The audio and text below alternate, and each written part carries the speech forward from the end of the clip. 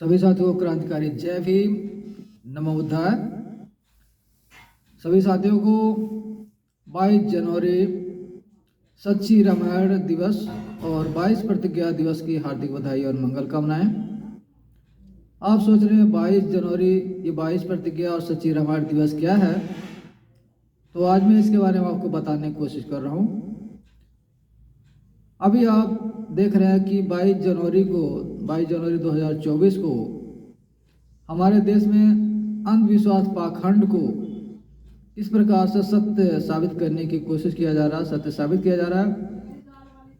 अयोध्या जिसका नाम साकेत था, ऐतिहासिक नाम साकेत है आज भी, और जो साकेत बौद्ध स्थल था, बौद्धों का बिजनेस हब था, जिसका पूरा ऐतिहासिक एविडेंस है। और उस साकेत पर वहाँ पर काल्पनिक राम का मंदिर बना करके उसको उद्घाटन किया जा रहा है 22 जनवरी 2024 को। इसलिए हमें 22 जनवरी 2024 को जो भारत के मूल निवासी हैं, जो अम्बेडकरवादी हैं, बुद्धिस्ट हैं, हमारे लिए बहुत बड़ा दिन है कि दिन को हम किस प्रकार से मनाएं, किस प्रकार से हम इसकी सच्चाई को जानने की कोशिश करें। क्योंकि किस प्रकार से आज 21वीं सदी में सत्य को दबाया जा रहा है, झूठ का प्रचार प्रसार किया जा रहा है, और उसमें सरकार का काम है शिक्षा, स्वास्थ्य, रोजगार की बात करना, ना कि धर्म का बढ़ावा देना, किसी धर्म का उन्माद पैदा करना। लेकिन ये सरकार मनुवादी है, संविधान विरोधी है, मानवता विरोधी है, देश विरोधी है, इसलिए वो झूठ का प्रचार प्रसार कर रहे हैं। सरकार का काम होता है शिक्षा, स्वास्थ्य, रोजगार को बढ़ावा देना, लोगों को रोजगार के अवसर उपलब्ध कराना, ज़्यादा से ज़्यादा स्कूल बनवाना, कॉलेज बनवाना, टेक्निकल कॉलेजों की स्थापना कराना और रोजगार के अवसर पैदा करना। लेकिन यहाँ पर सरकारें धर्म का प्रचार कर रहे हैं, विशेष धर्म का, जो कि धर्म ही नहीं है, मानवता विरोधी है, शोषण है, अन्याय है, अत्याचार है। और उन भगवानों की बात करें जिनका कोई अस्तित्व नहीं है, जो पूरी तरह से काल्पनिक है और किसी खास वर्ड द्वारा, ब्राह्मण वर्ड द्वारा बनाए गए हैं, जिनका कोई ऐतिहासिक एविडेंस ही नहीं है।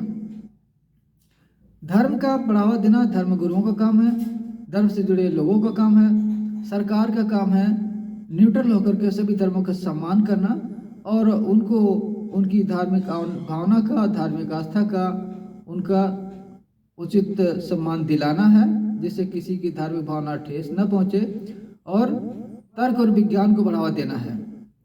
लेकिन मौजूदा सरकार जिस प्रकार से बौद्धों के साथ अन्याय अत्याचार करे, जो भारत बुद्ध की धरती है और पूरे वर्ल्ड, पूरी दुनिया इसको बुद्ध की धरती के रूप से मानती है, जानती है, और आज भी हमारे देश का कोई प्रधानमंत्री या कोई भी माननीय व्यक्ति विदेशों में जाता है तो वहाँ पर कहता हम बुद्ध की धरती से आए, बुद्ध के देश से आए हैं। लेकिन यहाँ पर आकर बुद्ध के खिलाफ कार्य किया जा रहा है। इसलिए हम लोगों को जागरूक होना जरूरी है और इस दिवस को एक महत्वपूर्ण दिवस के रूप में मनाना है।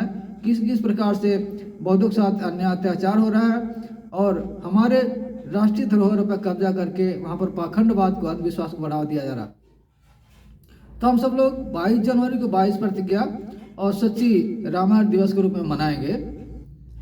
हम लोग जितने अम्बेडकरवादी हैं पूरे जनवरी महीने में 1 जनवरी से लेकर 31 जनवरी तक बाबा साहब की 22 प्रतिज्ञा पढ़ेंगे, पेरियार रामास्वामी के 15 सवाल पढ़ेंगे और पेरियार रामास्वामी नायकर द्वारा लिखित सच्ची रामायण, पेरियार ललित सिंह यादव बौद्ध द्वारा उसका हिंदी में अनुवाद किया हुआ सच्ची रामायण की चाबी अपने अपने घरों में रखेंगे और उसको पढ़ेंगे। माननीय सुप्रीम कोर्ट के अनुसार ही जो रामायण है वो काल्पनिक महाकाव्य है, नाटक है, कोई इतिहास नहीं है। ये सुप्रीम कोर्ट, हाई कोर्ट में साबित हो चुका है। इसके लिए हमारे 2 महान महापुरुष पेरियार रामास्वामी नायकर, पेरियार ललित सिंह यादव बौद्ध ने अपने जीवन में संघर्ष करते हुए सच्ची रामायण और सच्ची रामायण की चाबी लिखा, जिसके लिए सुप्रीम कोर्ट, हाई कोर्ट में केस चला और उन्होंने केस जीता भी है, उसको साबित भी किया।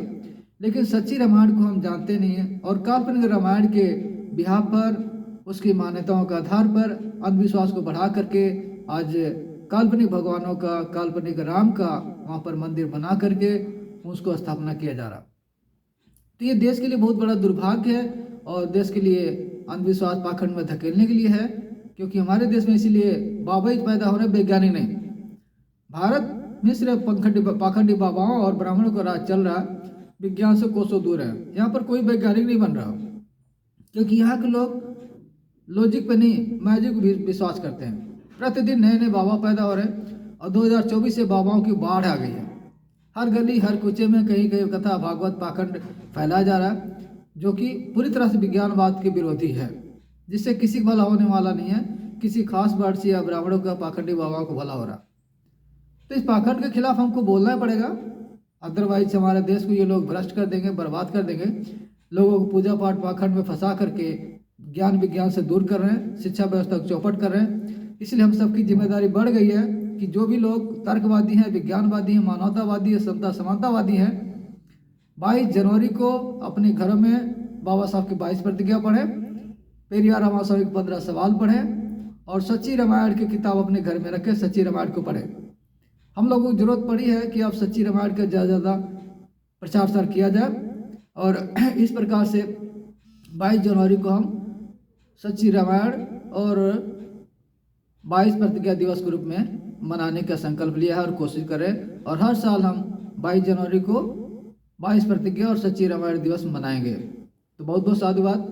जो भी साथी सुन रहे हैं, अगर आपको अच्छा लगा, आप चाहते हैं कि भगवान बुद्ध की विचारधारा, बाबा साहब की विचारधारा, ज्योतिबा फुले के, पेरियार की, कबीर की, रैदास की, संत गाड़गे की, गुरु घासीदास की, गुरु नारायण की विचारधारा बढ़े, तो हमको पाखंडवाद के खिलाफ आंदोलन करना पड़ेगा, आवाज़ बुलंद करना पड़ेगा।